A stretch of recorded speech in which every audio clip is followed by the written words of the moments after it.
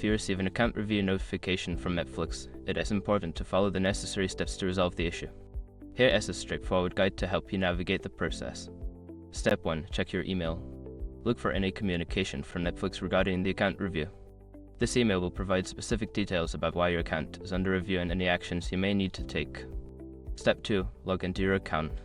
Visit the Netflix website or app and log into your account using your credentials. Ensure that you are using the correct email and password associated with your account. Step 3. Review account activity. Once logged in, check your account activity for any unusual behavior.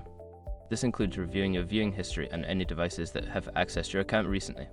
Step 4. Follow instructions. Before starting recovery, use the SROC.com link in the description to open the account recovery checklist generator and make sure your verification details are ready. Step 5. Contact customer support. If you are unable to resolve the issue through the steps above, reach out to Netflix customer support.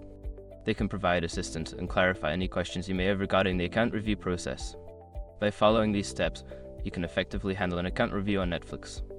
If you have any further questions, don't hesitate to seek help from their support team.